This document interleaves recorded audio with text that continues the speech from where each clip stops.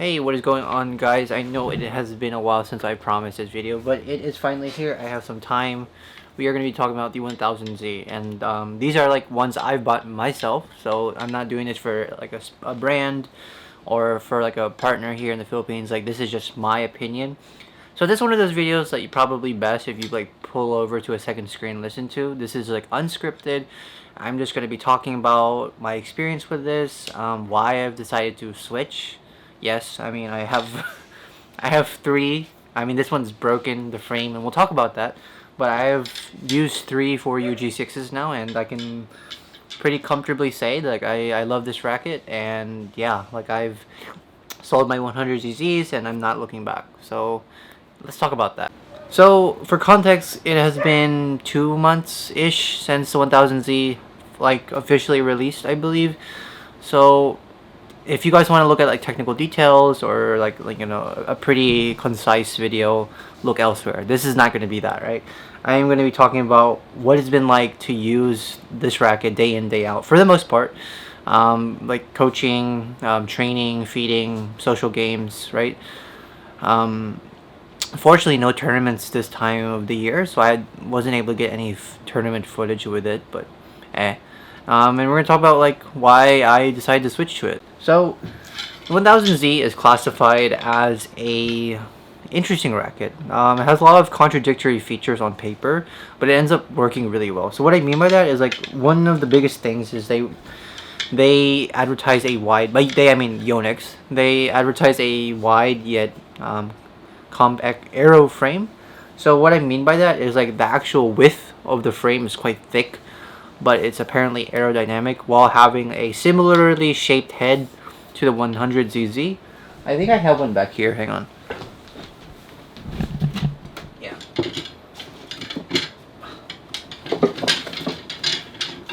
So this is my 100ZZ BP, special colorway that I've kept because it was a collector's.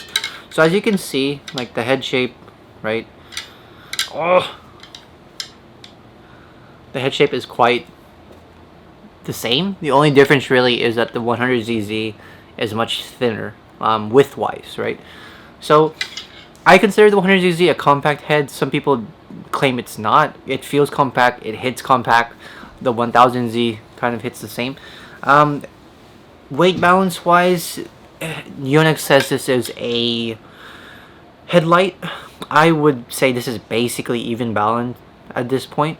If you've used the Arc Saber 7 Pro, that's what my girlfriend uses, it's basically the same head balance. It's a nice head balance.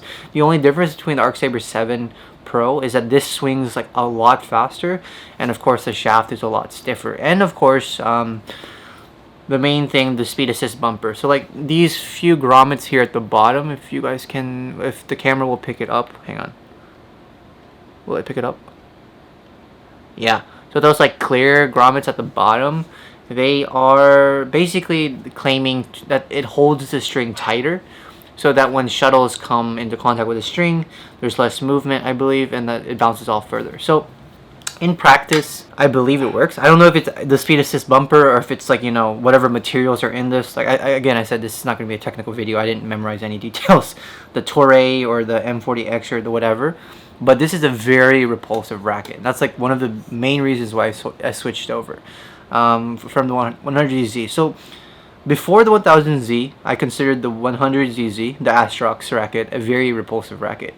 After using the 1000Z, the Nanoflare, I would say I think like my idea of what a repulsive racket should be like has just elevated, right? So let me try and explain it to you in a way that would make sense for someone that hasn't used it. So I don't want to use CKU's example because that seems unoriginal, but it's a really good example. So basically, if you watch his review of it, he basically compares the 1000Z to like an oversteering car, meaning that if you do a small movement on an oversteering car, so if you turn the wheel a little bit to the left, it's going to turn a lot to the left, right?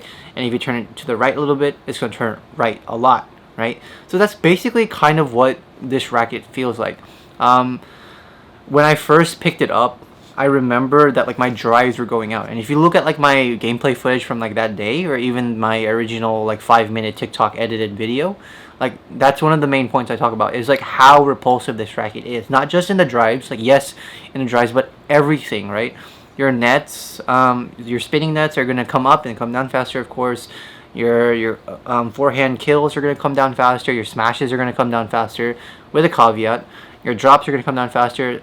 I really appreciate it being able to play like faster drops like this. For example, if I'm playing in the front, like drive, and then I play a sudden change of pace and I play like a shot to this or I guide it that way, those shots come down a lot quicker. And those are the ones that I find at my level or when I'm playing socials are really effective at making people scramble, and then you finish up at the next shot, right? Let's bounce over ADHD things to what I said about the smash, right? And it being faster with a caveat. So the smash was tricky because I'm used to the 100ZZ, right? So the main difference transferring from the 100ZZ over to the 1000Z is really the headweight difference. Like, yeah, there's a slight difference in the shaft stiffness, and one's a solid shaft and the 1000Z is not a solid shaft. But really, because they're both like the same length and they both have a compact head, really for me the biggest thing was adjusting the timing on the swing. In the beginning, I would say my smashes were not as good as they were with the 100ZZ, and also my stick smashes were not as good. I think now I can say, and I think my girlfriend, when she watches me play, I think she believes that my smashes are much harder in terms of pace and just overall just oomph with the 1000Z. I think I've adjusted in terms of swing. I've emphasized like what muscles in the gym I need to, so like medicine ball slams and lat rows, and I've just gotten used to the racket, right? So I've been using the same string, Expo 65 at 28. I've actually come down to 27, and I'll explain why in a sec. But yeah, so once you get used to the faster swing speed, and once you figure out how to generate power with an even balanced racket compared to a head heavy one, I think for me it was great. In stick smashes, it's super easy. It's actually easier than 100ZZ. So with heavier rackets, you have the advantage of weight in the head, right? But if you're playing the stick smashes, you have to really be able to like use your wrist muscles, I feel. The even balance on this gives it an easier time for me to bring it back up, and also I feel like I can play some shots steeper because I can bring it up higher and faster, so I get to the shot earlier. I'm just everywhere, I know. So the even balancedness helps with that. It also helps, of course, a ton in defense. I'm getting shots back that I normally wouldn't, and I'm also playing shots with better quality, right? Because a lot of defense, especially at higher level doubles, right, it's a lot of just like flick, right? You're taught earlier on at lower levels, right, defense is just like this, and then you're taught at higher levels there's rotation in it, right? And that's the only way that pros are able to generate the repulsion needed to bring the shots, whatever. So having less weight in the head, of course, helps you move the racket out, manipulate it is a better word, around easier, especially in defense, and also it lets you get those short actions to push it to the corners or drive it, right? So it has just been a blast to use this in doubles. I don't play much singles anymore, but sometimes when I do, like, you know, with my girlfriend or whatever, I just want to like troll someone because I'm slow and fat, right? So I play people that are much lower than me when it comes to singles. This racket helps a ton when it comes, again, to repulsion. So attack clears are great. I've never played faster cross slices than I have with this 1000Z. I played like a forehand cross slice the other day, so like a cross drop to their forehand corner, right, from my forehand to their forehand, and it had the same pace as like a 100ZZ half smash. Like I was like, this is ridiculous, and it was quite steep, like very close to the net. So I was like, yeah. I've talked about this before. If you guys watched my Arc Saber 11 Pro video about how Yonex kind of looked like their design was heading towards control based, because after the 88S Pro and the 99 Pro, with their weird grommet and their emphasis on delaying how long the shuttle stays on the net, or on the string, I was really concerned that like, okay, Yonex is probably heading in this way. So they're emphasizing control in the game and not really repulsion. I said then that like I wasn't really gonna be interested in switching another racket until it's repulsion based. So it looks like the 1000Z is that answer. So after a few rackets of control base, they're finally back to repulsion, and I'm so glad that it's for a Z racket. What that means, what that could mean, I mean, is that maybe Yonex is, thinking the game's getting faster. Maybe repulsion is more important than string. Sorry, not string, than control. So who knows? That's irrelevant, but it's fun to think about, right? Anything else I really want to talk about this? Staff shiftness, I don't think it's that bad. I'm again coming from the 100ZZ, so that was considered stiff, but honestly, like, the solid core of the shaft flexes in a different way, so a stiff classification on a solid racket just doesn't really feel like a stiff shaft on a normal racket would feel like. Durability, that's the thing I normally would not talk about, but because I've broken a frame and it wasn't because I raged and threw it on the ground, let's talk about that. So what happened here on this racket is basically I was just feeding, okay? So for X-Volt 65, the string that I use, I can tell when it gets pretty close to time to replacing it, because you're not going to be able to pick this up on camera, but because it's black, the outer coating starts to wear away. So like it's wearing away here. It typically wears away on the corners where like the mains and the crosses meet. So like here, like it starts to get like fuzzy or dusty or whatever. So when I see that, I normally just use it to feed, because I still coach and I don't really need like a nice racket, nice string, sorry, for that time. So what happened was I saw that my string was getting close to the end of its lifespan, and I was like, okay, I'm just gonna feed. So I was feeding someone, and the string snapped, and I think it snapped like, can we see? No, I already cut the strings. So I think the string snapped like around here, and I'll put footage in, or I'll try to, of what happened after. But literally, like, the frame became a triangle. So what I'm assuming happened is like because it broke not in the center, it's like somewhere up here. The frame pressure was uneven, so it snapped, right? Some people claim it was a manufacturer defect, because I don't think that me feeding, it wasn't even a smash. It was just like me doing like overhead drops for someone to practice for lifts.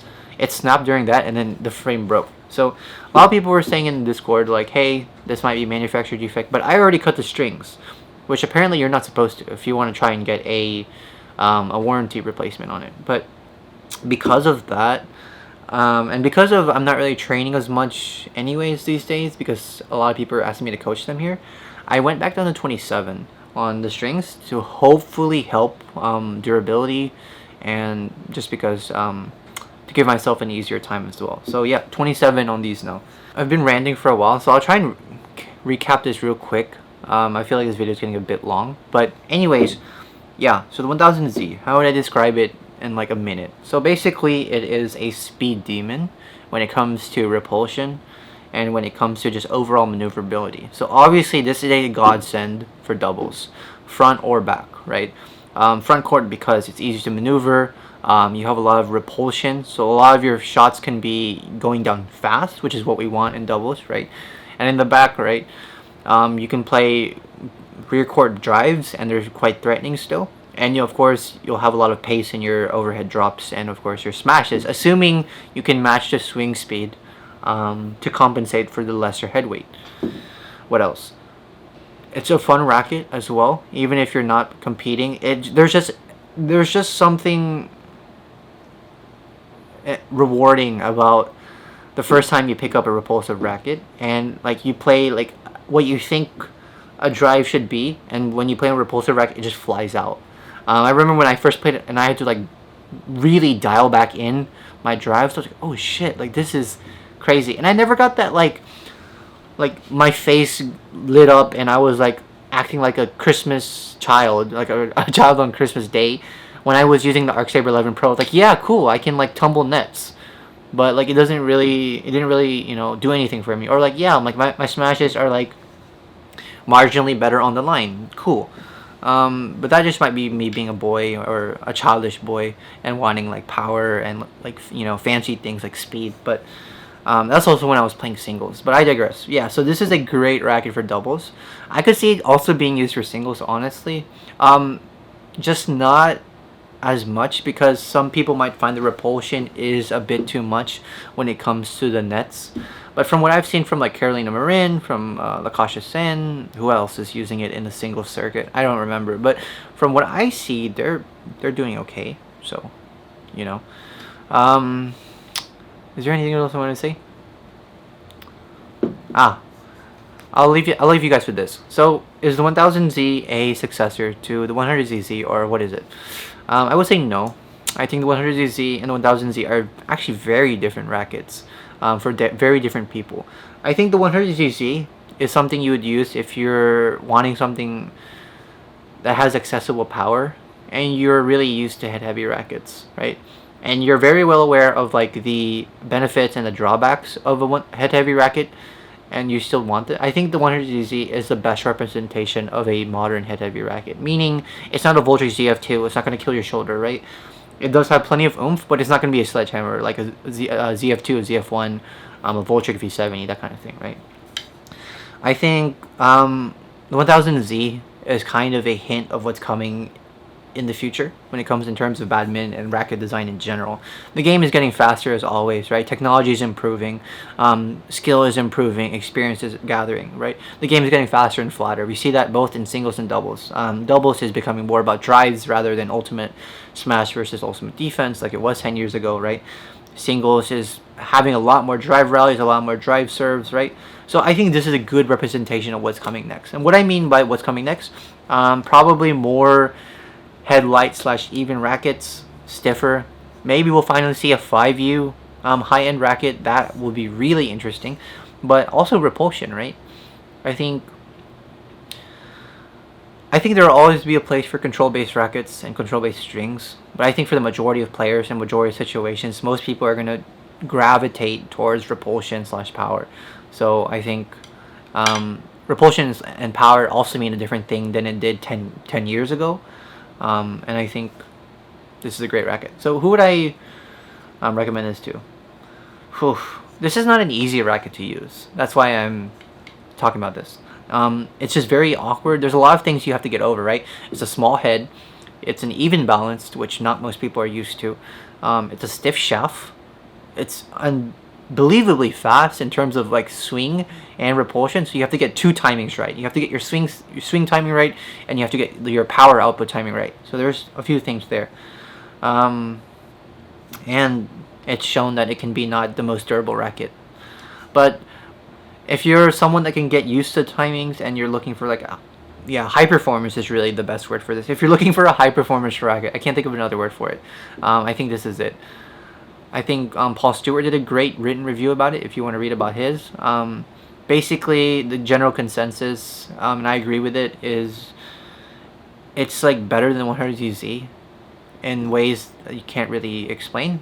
Paul can, of course. He wrote it. But just better touch, better feel, despite being less head weight and not a solid core. It's just a great racket. I can't recommend it enough. To the right people, of course. Yeah. Oh, by the way, the color is horrible. I hate this color. So, yeah, like and subscribe. Hope this was enjoyable. I know that this was very unscripted and very long, but I hope this brought value to someone. And, yeah, cheers. Until the next video. Bye-bye.